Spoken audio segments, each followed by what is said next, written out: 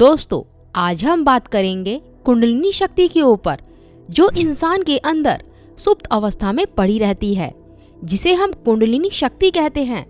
जब ये जागती है तो हम छुपे भेदों को जानने लगते हैं।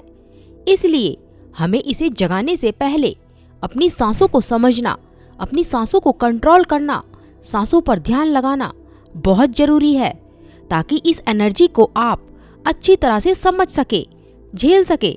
क्योंकि इस एनर्जी का नेचर ही ऐसा है, जब ये सोई रहती है तो हमें पता ही नहीं चलता है, और जब ये सक्रिय होती है तो इस एनर्जी को अपने अंदर फील करने लगते हैं। और दोस्तों, ऐसी चमत्कारी घटनाएं होने लगती हैं जिसे आप सोच भी नहीं सकते हैं, जो आपकी सोच से काफी परे है। जिसकी कुंडलिनी ऊपर उठ जाए और थर्ड आई तक पहुंच जाए तो उसके अंदर समझ का एक पन्ना और खुल जाता है। जब हम थर्ड आई की बात करते हैं तो हम ऐसी चीजों को देखने की बात करते हैं जिसे हम अपने इन भौतिक आंखों से नहीं देख सकते हैं। भौतिक आंखें बाहर की ओर केंद्रित होती हैं, जब तीसरा नेत्र दूसरे आयामों में झांकने लगता है, जिससे हम भौतिक रूप से परे की चीजों को देख सकते हैं। दोस्तों, मैं आपको बता दूं, आपके अंदर जो कुंडलिनी शक्ति है वो बहुत बड़ा खजाना है, जिससे कि आप नए नए आयामों में जा सकते हैं, नए नए आयामों की खोज कर सकते हैं। और ये मेरी कहीं सुनी बातें नहीं है दोस्तों, ये मेरी खुद की खोज भी है। अगर हमने इस एनर्जी का सही से यूज़ किया तो ये बहुत बड़ा फायदा भी करा सकती है। याद रहे, सही से यूज़ किया तब। अगर हमने इस एनर्जी का दुरुपयोग किया तो हमें इस एनर्जी के दुष्परिणाम से कोई नहीं बचा सकता है, क्योंकि ये एनर्जी एक एनर्जी है। इस एनर्जी का कोई रूप रंग नहीं है दोस्तों, केवल एक एनर्जी। इसलिए मैंने आपको सबसे पहले अपनी सांसों को कंट्रोल करके कुंडलिनी को उठाने की बात कही है, ताकि आप इस एनर्जी को बिना किसी परेशानी के झेल सकें। इसमें हर एक चक्र की अपनी ही एक विशेषता होती है दोस्तों। पहला चक्र एक्टिवेट होने पर हमारी मूल जरूरतें पूरी होने लगती है। दूसरा चक्र एक्टिवेट होने पर हमारे अंदर रचनात्मक पावर आ जाती है, जिससे कि हम कुछ भी रच सकते हैं। तीसरा चक्र एक्टिवेट होने पर हमारे अंदर आत्मविश्वास बढ़ता है। चौथा चक्र एक्टिवेट होने पर हमारे अंदर प्रेम बढ़ने लगता है। पांचवा चक्र यानी कि विशुद्धि चक्र, इसके एक्टिवेट होने से हमें ऐसी वाणी मिलती है जिससे कि सामने वाला इंसान आपकी बातों में ही खो जाए।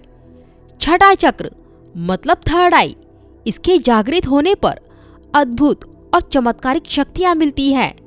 और सातवां चक्र एक्टिवेट होने पर हमारे अंदर आत्मा का बोध होता है, हम आत्मा को पहचानने लगते हैं, आत्मज्ञान प्राप्त होता है। इसके साथ ही और भी बहुत सी रिद्धि सिद्धियां प्राप्त होती हैं, क्योंकि हम यहाँ तक पहुँचने में थर्ड आई को बहुत अच्छी तरह से एक्टिवेट कर लेते हैं।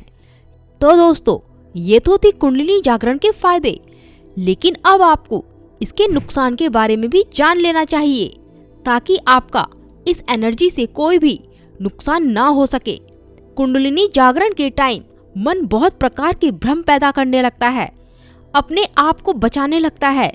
इसलिए इसे कंट्रोल करने के लिए ध्यान, साधना, योग सबसे अच्छा तरीका बताया है। इससे आपको कोई भी परेशानी नहीं होगी दोस्तों। जब आप कुंडलिनी जागरण करते हैं तब आपके सभी चक्र धीरे धीरे एक्टिवेट होने लगते हैं, और जब आपके सभी चक्र एक्टिवेट होते हैं तब आपको भूत, भविष्य, वर्तमान साफ नजर आने लगते हैं।